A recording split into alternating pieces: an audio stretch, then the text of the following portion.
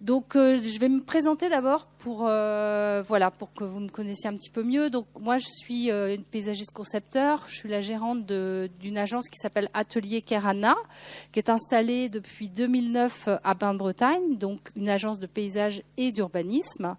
Dans notre agence, nous avons 5 paysagistes concepteurs DPLG et nous avons une activité qui globalement couvre un quart nord-ouest, un petit quart nord-ouest de la France, sur la Bretagne, les Pays de la Loire et la Normandie presque essentiellement. Et par le biais des projets qu'on nous confie, on est amené à travailler à toutes les échelles de projets. Donc ça va du schéma directeur, des faisabilités un petit peu importantes sur des collectivités, aux aménagements de bourgs, des zones d'aménagement concerté, des lotissements, des établissements de santé ou des établissements spécialisés, des équipements également, scolaires, culturels. On accompagne des programmes de logement. Et puis, bien sûr, des parcs naturels, des abords de monuments historiques.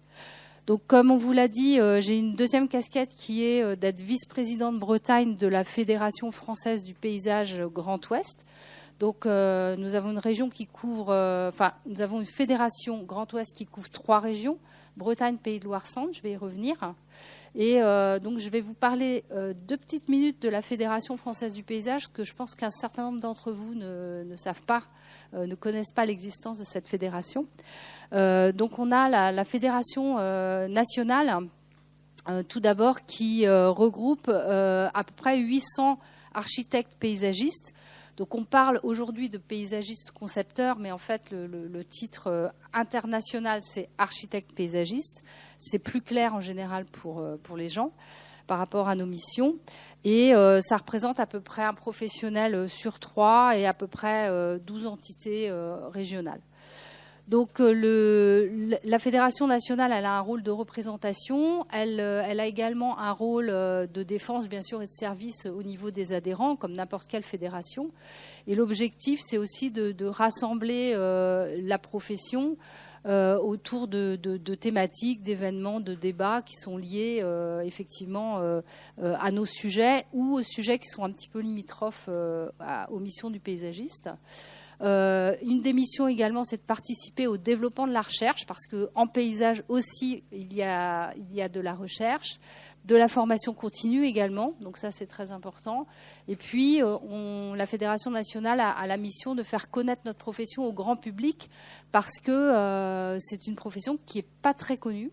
Qui est souvent confondu avec d'autres professions peut-être un petit peu plus représentées comme les urbanistes, les architectes ou les entreprises du paysage, celles qui viennent tailler vos haies dans le jardin. Or, c'est évidemment pas du tout ce qu'on fait. Donc, par le biais de conférences, de publications, de prix, on essaye de faire connaître notre profession. Donc, la Fédération Grand Ouest, comme vous le voyez, c'est une grande région. C'est une grande fédération qui couvre 3 régions. Donc ça représente quand même 15 départements, c'est assez important. Notre présidente, c'est Céline Levrard, qui est directrice du CAUE du 72. Nous comptons environ 113 adhérents. Je ne sais plus si ces chiffres sont toujours d'actualité, ils doivent dater d'1 an ou 2. Mais sur 800 adhérents, c'est quand même une fédération très importante. Une des plus grandes de France. Et nos activités, c'est des temps de rencontre et de réflexion interprofessionnelle. On essaye également d'avoir des espaces de dialogue, d'information, de soutien. Et également, au fil des années, on a mis en œuvre des outils pour améliorer nos connaissances, les bonnes pratiques du métier, donc par le biais de formations qu'on organise en interne à la fédération.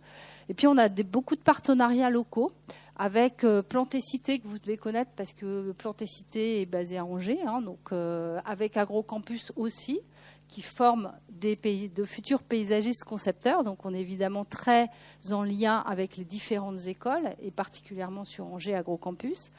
Blois également, l'école de Blois, je ne l'ai pas cité. Et puis avec l'Ordre des architectes, avec l'association des urbanistes du Grand Ouest qui s'appelle Logo. Et l'ordre des géomètres experts, où on essaye de relier toutes ces professions pour avoir un dialogue. Je vous refais pas, enfin, je vous dis juste un petit mot, quelques chiffres. J'imagine que ce matin, vous avez eu beaucoup de chiffres et beaucoup d'informations sur l'allergie au pollen. Simplement, ça me paraissait important quand même d'y revenir. C'est vrai que l'allergie au pollen, c'est une thématique très contemporaine. 20% des enfants à partir de 9 ans, 30% des adultes qui sont touchés par l'allergie pollinique. On peut dire que c'est pas un petit problème, hein, c'est un problème de santé publique en fait. Et ce phénomène est en augmentation constante dans les pays industrialisés. Pourquoi ? Parce que effectivement, on sait qu'il y a un certain nombre d'études qui montrent une corrélation évidente entre la pollution de l'air, la pollution chimique, et puis l'augmentation des pollinoses. Donc, effectivement, ces études ont bien montré que les oxydes d'azote, l'ozone, les particules de diesel, dont on parle beaucoup, créent une augmentation du pouvoir allergisant du pollen, majorée par le nombre d'allergènes à l'intérieur des grains de pollen. Voilà. Et puis, il y a aussi un autre phénomène, c'est que la pollution chimique de l'air va elle-même augmenter les irritations des personnes sujettes à l'allergie. Donc, ça potentialise encore plus, je dirais, les réactions allergiques. Ça crée des hypersensibilités qui peuvent être assez majeures. Ça accentue la réponse immunitaire au niveau bronchique. Et puis, on a effectivement toutes ces manifestations qui vont de la rhinite à l'asthme, la maladie asthmatique étant une maladie potentiellement mortelle. Donc, c'est quand même pas un petit sujet. Voilà. Et puis bien sûr, les impacts sont probables à long terme. On le voit de toute façon déjà, à la fois pour la population et à l'échelle individuelle, avec des personnes dont on peut imaginer que leur espérance de vie peut être en tout cas mise en cause. En tout cas par les polluants chimiques, ça c'est certain, mais l'allergie ne va pas aider. Donc les élus, les aménageurs, les paysagistes, les urbanistes, pour moi, doivent avoir une approche globale de l'allergie au pollen. Il ne s'agit pas de pointer simplement, à mon avis, les plantes qui seraient responsables de l'allergie au pollen, mais d'avoir une approche, une politique globale en termes d'aménagement urbain, donc qui doit porter aussi sur l'interaction entre les polluants chimiques de l'air et la végétalisation. Qu'est-ce qu'on met dans cette végétalisation ? Ça passe aussi par la prévention, parce que effectivement, l'aménagement, il peut être sur le temps long. C'est très long de modifier un aménagement qui existe depuis 20, 30, 40 ans. Il n'y a pas toujours les finances. Par contre, la prévention, c'est vraiment des choses qu'on peut mettre en place tout de suite. Et c'est ce qui a été fait depuis quand même, je crois, un bon nombre d'années. Par l'intervention donc des pollinariums sentinelles, qui sont vraiment des sites d'observation très précieux. Le RNSA, qui également a une politique de prévention, d'alerte, d'information qui est très précieuse auprès des populations sensibilisées, et puis des panneaux d'information qui peuvent exister ici ou là. Je pense à Nantes, par exemple. Donc le choix raisonné de la palette végétale, évidemment, il doit participer à cet aménagement afin d'éviter notamment les plantations qui pourraient être des plantations en masse de plantes réputées allergisantes. Donc on voit ici sur cette diapo les panneaux lumineux. Donc effectivement, ça, ce sont des vecteurs d'information. L'intérêt que j'ai pu porter à titre personnel à l'allergie au pollen est arrivé de manière progressive. En fait, ce qui s'est passé, c'est que dans une première période de vie, j'ai acquis des connaissances dans le domaine médical, première formation médicale, sur les facteurs déclenchants de la maladie asthmatique. Donc la physiopathologie de l'asthme, les facteurs extrinsèques et intrinsèques, l'hypersensibilité bronchique, les mécanismes hyperinflammatoires. Donc tout ça, ça m'a permis de mieux comprendre ces mécanismes. Qu'est-ce qui est à l'œuvre quand on a une maladie asthmatique qui est déclenchée par un certain nombre d'allergènes qui ne sont pas forcément les pollens, mais qui peuvent être plus larges que ça.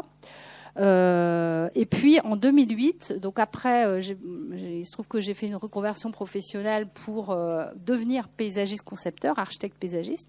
Et en 2008, j'ai eu l'opportunité de travailler sur un projet d'aménagement végétal dans un site particulièrement sensible, l'hôpital de Lyon-Croix-Rousse, avec un paysagiste urbaniste qui s'appelle Régis Guignard, agence Méristem, et qui travaillait dans le cadre d'un projet avec Christian de Porzampar, qui est architecte, que vous connaissez peut-être de nom.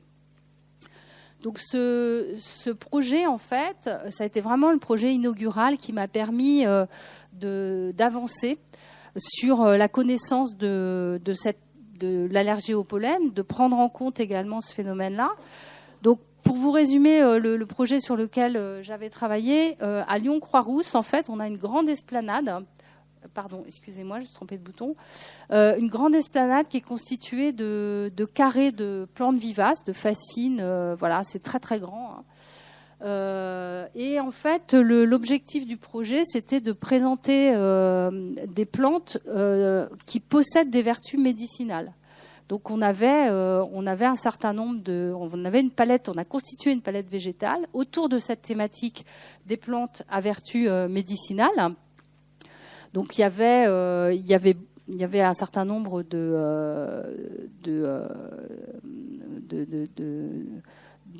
thématiques, hein. Donc par exemple les alcaloïdes, les amers, les coumarines, les huiles essentielles, et en tout je crois qu'on avait 16 carrés végétaux de ce type.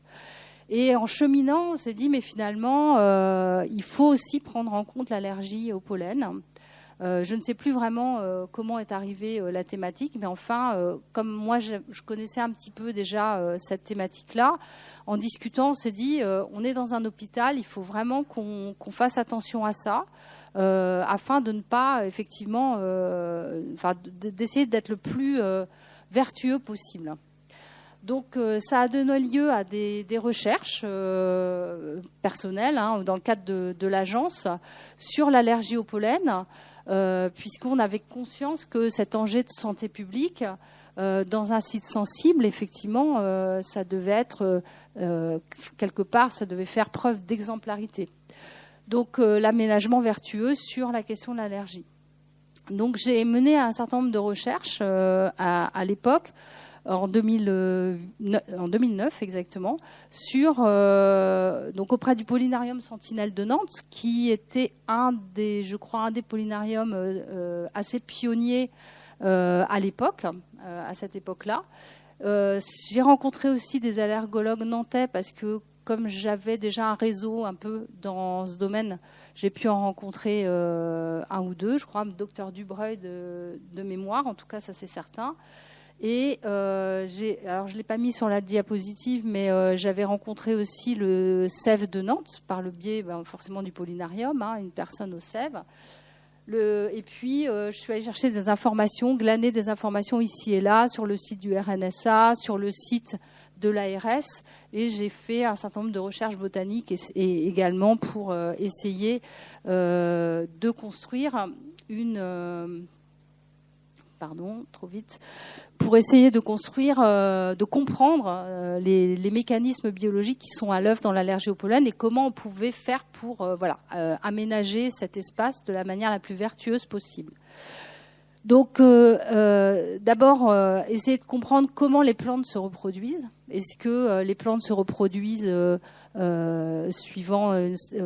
avec le vent ou avec les insectes butineurs? Donc, c'est la différence entre les plantes anémophiles et les plantes entomophiles. C'est évidemment important de le savoir parce que c'est ce qui va constituer ensuite le choix de la palette végétale. Comprendre ou mesurer quel est le pouvoir allergisant des plantes qu'on va utiliser. Le nombre et la taille des grains de pollen qu'elles sont susceptibles de diffuser dans l'atmosphère, et puis connaître également un petit peu les périodes de diffusion pollinique, ou en tout cas avoir conscience que cette information-là, il faut aller la chercher sur des cartes, hein, les cartes du RNSA pour ne pas les nommer. Voilà. Et puis à l'époque également, j'avais été quand même assez bluffée par l'organisation, puisque ça commençait, sauf erreur de ma part, l'organisation en réseau qui était mise en place par la ville de Nantes, toute l'information grand public qui était diffusée et l'observation du Pollinarium sentinelle qui permettait de véhiculer cette information en amont au grand public par le biais des panneaux lumineux. Donc c'était vraiment c'était assez remarquable. Et ça l'est toujours, mais je suis pas sûre que les panneaux lumineux existent encore. Il y a peut-être des outils d'information par SMS qui ont un peu évolué. Et donc tout ça, ça nous a permis d'élaborer une méthodologie qui permette de concevoir un projet d'aménagement qui soit le plus vertueux possible. Donc, l'approfondissement des connaissances, ça passait donc par des constats. Ces constats, c'est que les allergènes qui sont respirés avec l'air extérieur sont véhiculés par les grains de pollen mâles. Donc, on peut se poser la question de savoir si, en utilisant des plantes femelles, on va peut-être être un petit peu plus éviter ce type d'allergie. Plus spécifiquement, les espèces anémophiles, évidemment, qui se reproduisent via le vent. La bonne nouvelle, c'est que par ailleurs, 80% des espèces végétales sont entomophiles. Elles se reproduisent grâce aux insectes butineurs. C'est pour ça que l'effondrement de la biodiversité a de quoi nous inquiéter, c'est clair. Et donc, ces plantes entomophiles sont peu ou pas allergisantes. Donc, on a quand même on est devant une possibilité d'utilisation de ces plantes qui est quand même assez considérable. C'est quand même la bonne nouvelle. Donc, tous les pollens ne sont pas dangereux. Effectivement, il faut, je pense, assez relativiser par rapport à ça et se dire que finalement, on va se concentrer sur les moments où le pollen est problématique. Donc, quand il est émis en grande quantité par les plantes ou les arbres ou les plantes herbacées, quand il est de petite taille parce qu'il va aller très loin dans l'arbre bronchique et donc il va effectivement faire plus de dégâts que quand la taille du pollen est plus importante, plus grande, plus grosse. Et puis quand il possède un fort pouvoir allergisant. Donc j'ai aussi appris que il fallait pas confondre potentiel allergisant et risque allergique. C'est pas la même chose. Donc le risque allergique, c'est ce qui correspond à la quantité de pollen dans l'air. Et ça varie selon les saisons, selon la situation géographique, selon la météorologie. Donc nous, en tant que paysagistes, on a assez peu de prise finalement sur le risque allergique. On ne peut pas faire grand-chose au niveau des aménagements, à part peut-être identifier quand même, je mets un bémol, les endroits qui pourraient être très ventés. Parce qu'effectivement, un endroit très venté, il va sans doute générer davantage d'émissions de pollen dans l'air. Et puis le potentiel allergisant, lui, on a un petit peu plus de contrôle sans doute, puisqu'il va être lié aux qualités intrinsèques du pollen, il varie d'une espèce à l'autre. Les grains de pollen donc, libèrent des particules protéiques, et c'est la nature de ces particules qui vont déterminer le potentiel allergisant d'une plante. Donc là, en connaissant ce potentiel allergisant, on peut agir et on peut faire une sélection, un choix. Donc on a tout d'abord les plantes vivaces. Donc dans les plantes vivaces, les astéracées sont dites allergisantes, mais elles ont un potentiel allergisant qui est relativement moyen. Les quantités en ville quand même de ces plantes sont relativement faibles. Le risque est aussi faible parce que c'est quand même plutôt des plantes entomophiles. Par contre, il y en a deux qui sont... je dirais la bête noire des allergologues, c'est l'ambroisie annuelle, Ambrosia artemisifolia, et Artemisia vulgaris, qui est l'armoise commune. Donc à l'époque, moi, quand j'avais fait mes recherches en 2009, c'était des plantes qui posaient vraiment problème dans la région Rhône-Alpes, mais aujourd'hui, je crois qu'elles remontent le long elles passent en fait au nord de la Loire. Elles se sont acclimatées, adaptées, et vraiment là, par contre, c'était un pouvoir allergisant extrêmement important, de l'ordre de 3 sur 4, je crois, sans dire de bêtises. Et du coup, les collectivités locales, et, le RNSA, l'ARS, etc., étaient très impliqués dans la lutte contre ces deux plantes, qui passent aussi par effectivement essayer de les supprimer, tout simplement. Et puis on a les poacées ou graminées, donc avec deux types, les graminées ornementales et les graminées sauvages. Celles qui posent le plus de problèmes, c'est évidemment les graminées sauvages, donc les plantes de prairie. Dans un gazon qu'on appelle une des semences du gazon très répandue, c'est le raie gras, l'Olium pérenne en latin. On a 5 allergènes présents. Donc effectivement, si on laisse pousser une prairie, forcément on va avoir une émission d'allergènes très importante. Donc de mémoire, il y avait aussi d'autres graminées allergisantes comme la floue odorante, le pâturin des prés, etc. Par contre, quand on est sur une pelouse, on a la possibilité de tondre et dans ce cas-là, on n'a pas d'allergie, effectivement. Et pour les prairies, c'est un petit peu plus compliqué, il faut les faucher 1 à 2 fois par an, mais c'est possible. Et les graminées ornementales, donc moi quand j'avais fait mes recherches, on commençait à voir dans les aménagements urbains beaucoup de graminées ornementales. Je crois qu'il y en a encore plus aujourd'hui. Ce qui m'avait été dit à l'époque, je ne sais pas si c'est encore d'actualité, ça paraissait assez logique aussi, c'est qu'en fait ces graminées sont peu ou pas allergisantes parce que leurs grains de pollen sont assez gros finalement, ils tombent au sol assez facilement. Il y a assez peu d'émissions. Donc il y a simplement par contre peut-être un bémol sur les carex qui semblerait plus allergisant. Donc on essaye d'éviter. Donc en ce qui concerne les arbres et les grands arbustes allergisants, déjà il y a des choses de bon sens, c'est qu'il faut les utiliser plutôt à l'unité ou plutôt en petit nombre lorsqu'on utilise des essences dont on sait qu'elles ont un potentiel allergisant. Il est clair que plus on diversifie les essences, plus on diminue la pression allergène. Donc il ne s'agit pas non plus de stigmatiser, mais effectivement d'avoir peut-être la bonne attitude. Donc les compositions monospécifiques, elles sont évidemment absolument à proscrire. Et je vous ai mis une photo d'une forêt de bouleaux. Alors on a des espaces, je sais qu'en Pologne notamment, il y a beaucoup de forêts de bouleaux. Voilà, quand ils existent, ils sont là, ils existent. Maintenant, on voit quand même de temps en temps en ville des espaces où on va avoir des plantations de bouleaux en relativement grand nombre. Donc effectivement, ça, c'est clair qu'il faut absolument éviter ça.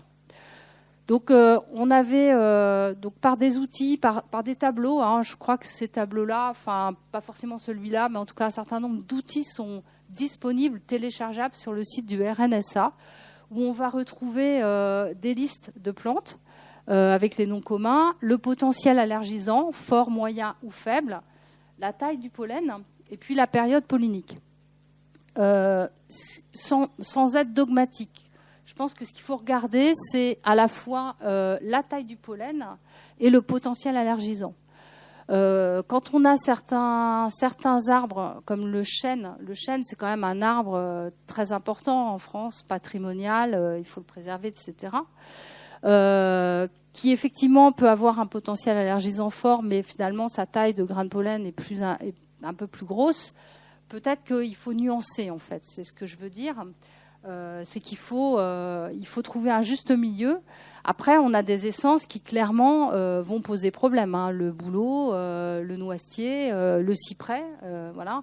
Donc à l'époque, quand j'avais fait mes recherches sur Nantes, ils commençaient à abattre les cyprès, puisqu'il y avait beaucoup de plantations de cyprès sur Nantes. Et donc voilà, ça c'est vraiment un arbre qui peut poser problème. Après, c'était une décision assez radicale, mais qui était portée aussi par une volonté politique de la ville par rapport à ce sujet-là. Le genévrier aussi également. Voilà. Après, le châtaignier. Bon, c'est aussi des arbres qu'on rencontre beaucoup chez nous, hein, un petit peu partout. Donc l'olivier, etc. Après, on peut avoir des arbres dont le potentiel allergisant est faible, la taille du pollen est plus grosse. Donc là, voilà, il faut trouver un juste milieu et puis prescrire les bonnes essences dans les bonnes conditions. Donc la méthodologie de travail qu'on a développée, du coup, c'est de privilégier effectivement les espèces entomophiles, celles dont la reproduction se fait par les insectes. Identifier les espèces anémophiles à petits grains de pollen et à fort potentiel allergisant. Diversifier les essences végétales le plus possible pour éviter effectivement les concentrations de plantes allergisantes. Favoriser également les tailles de haies, parce que les haies monospécifiques, on en a encore, on ne va pas tout abattre. Par contre, lorsqu'on taille, on n'a pas de problème de diffusion pollinique. Donc effectivement, ça peut être une solution. Et puis favoriser les gazons à pousse lente, parce que tondre les gazons tout le temps, ce n'est pas forcément une bonne solution, mais on peut utiliser des semences de gazon qui vont pousser plus lentement et qu'on va avoir besoin de tondre de façon plus espacée. Donc ça marche pas. Voilà. Donc encore une fois, la réussite d'un aménagement paysager, selon nous, c'est que qui prend en compte l'allergie au pollen, il faut qu'il s'inscrive dans une approche globale, dans une approche systémique. On peut rapprocher cette approche, cette méthodologie aussi des enjeux de biodiversité et de développement durable. Puisqu'en fait, on se rend compte qu'à partir du moment où nous, en tant que paysagistes, on va essayer de développer des aménagements qui seront vertueux au regard de la biodiversité et du développement durable, eh bien, ça aura aussi des vertus positives vis-à-vis de l'allergie au pollen. L'hétérogénéité des essences favorise la présence de la faune, des oiseaux, des insectes butineurs, de la microfaune du sol. Ça crée un cercle vertueux et ça, évidemment, on a vu que pour l'allergie au pollen, ça permet de diminuer ces phénomènes allergiques. Ça permet également d'avoir moins de maladies des végétaux parce que les aménagements hétérogènes et diversifiés sont plus efficients de ce point de vue-là. On va aussi moins tailler puisque, par exemple, quand on va aménager avec des haies libres et variées qu'on va laisser pousser, effectivement, on ne va pas avoir besoin de les tailler. Plus c'est diversifié, moins on taille. Donc on n'a pas de déchets verts, donc on n'a pas de pollution due aux outils thermiques ou au transport des végétaux pour aller les jeter dans une déchetterie, par exemple. On va faire des économies d'eau parce que les essences seront également plus résistantes et puis des économies de moyens humains, chose à laquelle les collectivités locales sont en général assez sensibles parce que effectivement, entretenir les espaces verts, ça a un coût, c'est pas neutre.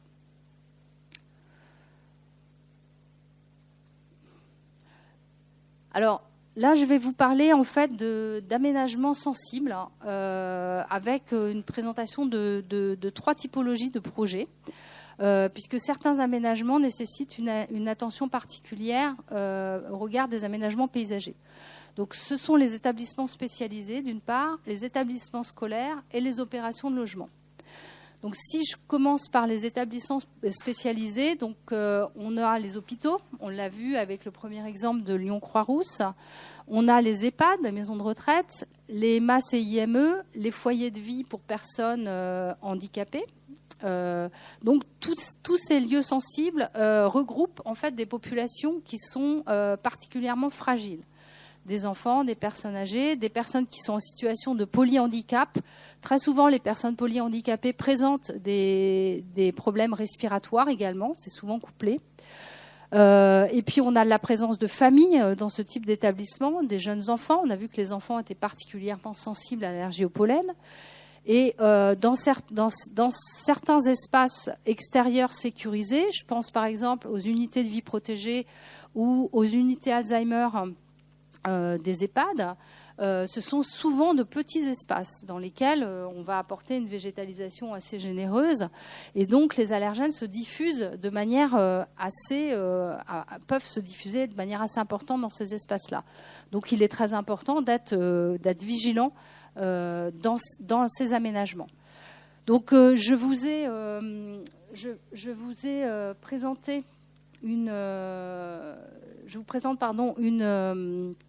une slide sur la MAS et l'IME de Grandchamp qui comprend donc une cour et 4 patios fermés qui accueillent des enfants et des adultes handicapés et une unité autisme également. Donc le maître d'ouvrage de cet établissement, c'est l'EPSMS de Plescope.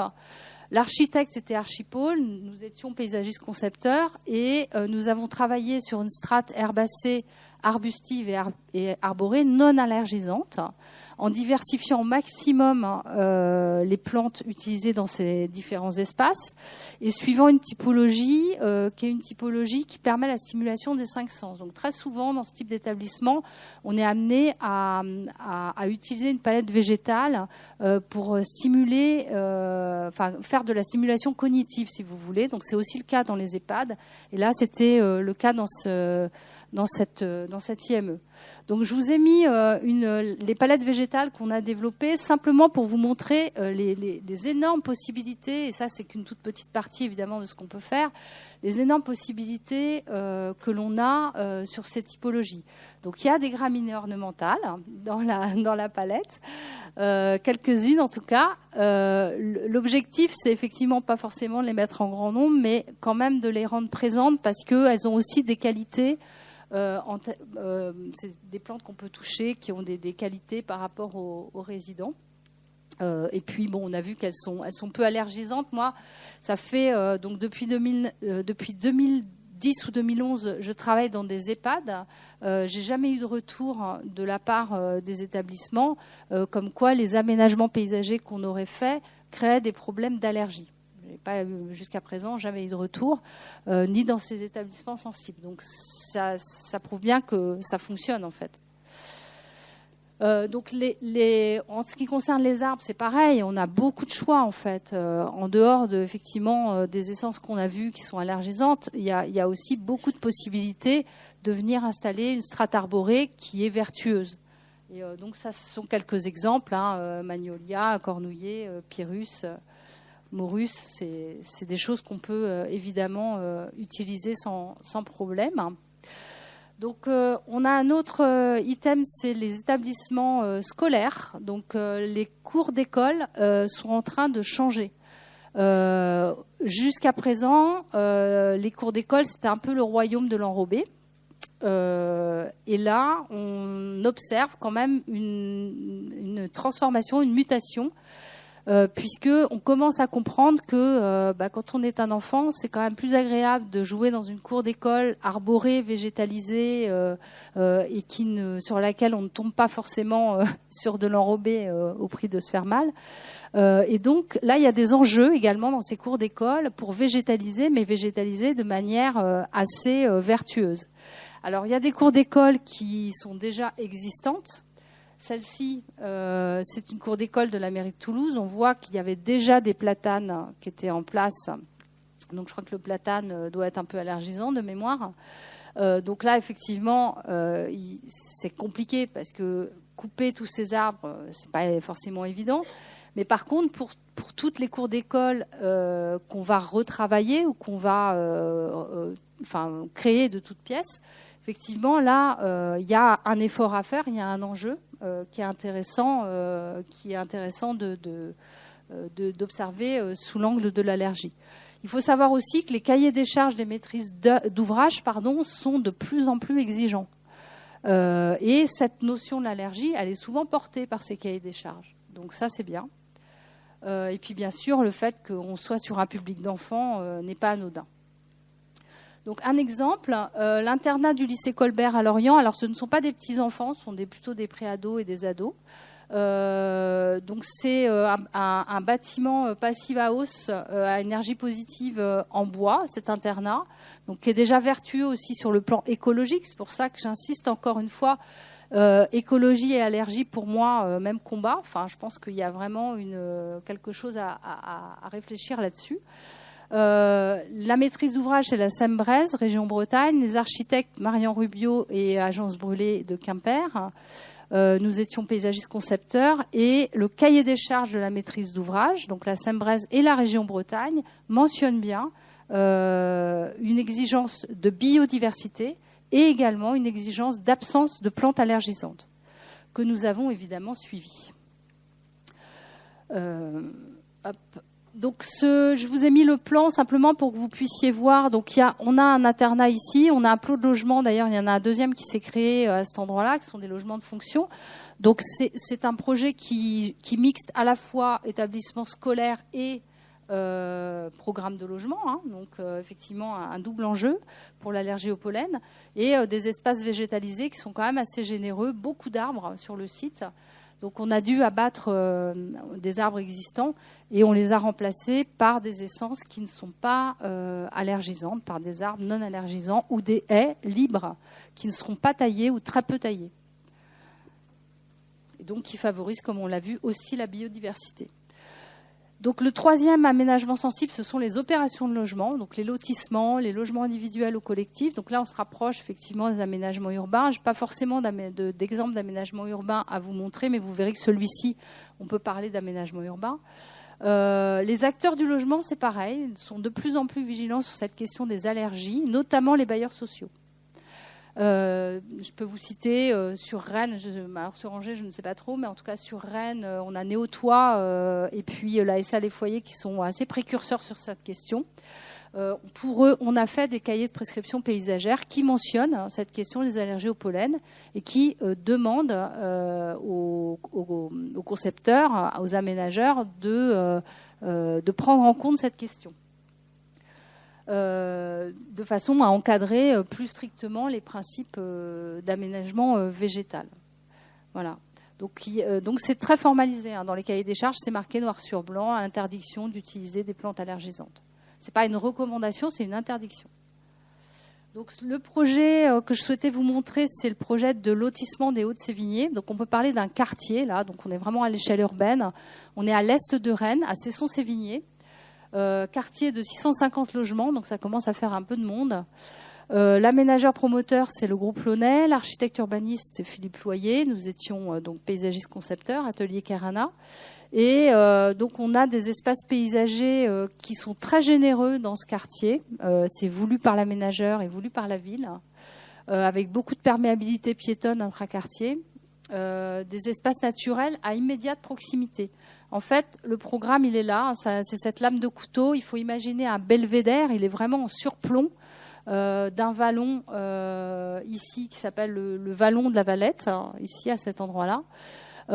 Donc on a des espaces agricoles en contrebas, on a la Vilaine qui passe également ici, on a une voie de chemin de fer au nord qui longe le programme. Et donc, on a beaucoup d'espaces naturels. Et cette position de belvédère fait que c'est assez vanté, en fait. Donc, effectivement, là aussi, il y avait un enjeu assez majeur par rapport à ça. Donc, le plan masse, l'axonométrie plus exactement, elle est ici. Donc, ce projet, il s'articulait aussi suivant des thématiques paysagères. Donc nous, on est paysagistes, on n'oublie pas notre métier. Hein. L'allergie, ça constitue une des questions, mais évidemment, la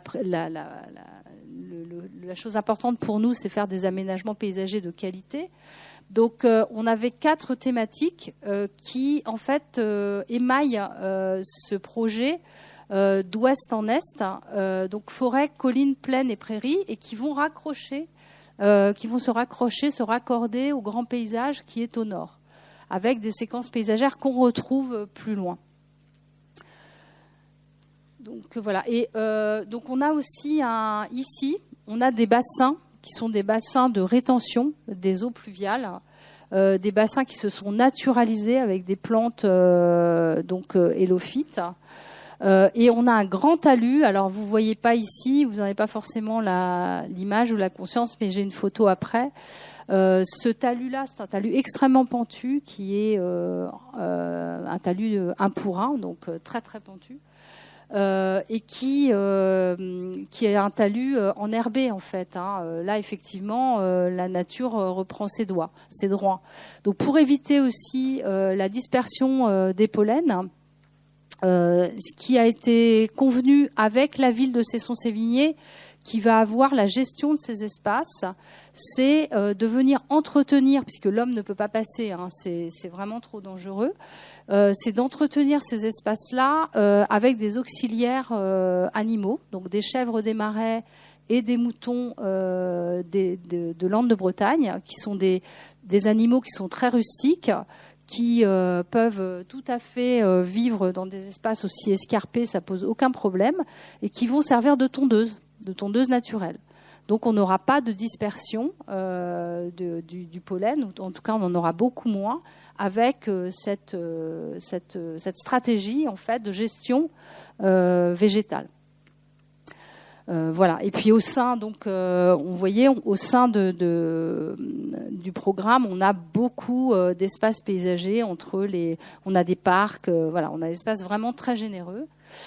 Donc j'ai quelques photos. Donc on a, pour cloisonner les espaces, on a quelques haies qui peuvent être des haies monospécifiques de charme. Oui, je sais, c'est pas bien, mais elles sont taillées. On a également beaucoup de haies libres, en fait, qui sont des haies diversifiées qu'on va laisser pousser. Ici, on a des cornus, en fait. Et puis, j'ai regardé hier soir, avant de venir pour préparer cette réunion, les arbres qui ont été implantés tout au long, enfin, dans ce programme, dans ce quartier, en fait, on a 35 espèces d'arbres. On n'a en fait pas d'alignement monospécifique sur voirie. Alors c'est vrai que dans les villes, il y a une tradition paysagère qui consiste à faire des alignements monospécifiques. C'est un peu hérité de la royauté et puis des voies royales en fait, ou des chemins d'accès au château où il fallait avoir une symétrie parfaite. Donc on imagine le jardin à la française, etc. Là en fait, on a complètement pris le contre-pied à double titre, c'est-à-dire qu'à la fois on a une diversification des arbres qui est très importante, 35 espèces différentes. Et en plus, ces arbres ne sont pas alignés, ils sont un petit peu en décalage à chaque fois dans leur fosse de plantation sur la voirie pour créer de l'épaisseur, en fait, une certaine épaisseur le long de la voie. Donc à ce niveau-là, je pense que effectivement, ça va dans le bon sens. Et puis la dernière photo, ça vous montre ici la voie SNCF. Et le talus qu'on devine, le sommet du talus, parce qu'il est très profond, je ne sais plus, il doit y avoir plus de 15 mètres, je crois, de dénivelé, c'est un truc énorme, où on voit effectivement les plantes pionnières ici qui poussent et qui vont être mangées par les animaux. Dans les cœurs d'îlots, on a également une palette végétale plutôt arbustive ou plutôt vivace. Donc on a favorisé les plantes entomophiles, bien évidemment. On a quelques graminées aussi, qui sont des graminées ornementales qui viennent agrémenter l'aménagement. Donc la conclusion, c'est que les collectivités locales et les acteurs de l'aménagement urbain, donc ce sont les bailleurs sociaux, les aménageurs, les élus, bien sûr, les collectivités locales. Les établissements spécialisés également sont de plus en plus sensibles à cette question. Il ne faut pas imaginer qu'ils s'en fichent, en fait, pas du tout. Enfin, en tout cas, nous, ceux avec lesquels on travaille ne s'en fichent pas. Donc, le travail de conception du paysagiste, de l'urbaniste, doit être vraiment pragmatique sur cette question-là. Ce qu'on doit viser, bien sûr, c'est le bien-être des usagers. On n'oublie jamais les usagers dans un aménagement. Mais il ne faut pas non plus être stigmatisant ou dogmatique vis-à-vis de certaines essences végétales. Parce que là, effectivement, on a quand même des essences qui constituent des espaces naturels, qui sont présents en forêt, etc., et dont on a besoin, qui sont précieuses pour la biodiversité, qui ne sont pas forcément compatibles avec, par contre, une utilisation en ville au regard de cette problématique de l'allergie au pollen. Donc, il y a un juste milieu à trouver. Mais voilà, et puis on le voyait, l'approche, elle doit être globale, je l'ai répété plusieurs fois. Il y a également une thématique qui revient, enfin qui existe là aujourd'hui, qui est urbanisme et santé, notamment à Rennes, il y a eu il y a 2 ans, je crois, une conférence sur cette thématique. Je ne sais pas où c'était avant le confinement, peut-être, je ne sais plus. Qui était porté par l'ARS et qui était porté aussi par les services d'urbanisme de la ville de Rennes, me semble-t-il. Donc, qui montre bien que pour travailler la ville durable, c'est vraiment travailler pour les habitants, d'où l'importance de prendre en compte ce phénomène de l'allergie au pollen, et c'est aussi participer à l'amélioration de l'environnement et du vivre ensemble. Par contre, c'est vrai qu'il y a encore des efforts à fournir en termes de formation et on se met, nous, les paysagistes, dedans, parce que je pense qu'il y a un certain nombre de mes confrères et consoeurs qui ne sont pas forcément assez formés aujourd'hui, parce que c'est un sujet en fait, qui apparaît à beaucoup comme étant un sujet médical. n'est pas forcément un sujet voilà, d'ordre végétal finalement. Donc il faut qu'on s'en empare. Moi, ça m'intéresse évidemment, et puis on essaye de véhiculer ces bonnes pratiques autant que l'on peut, quoi.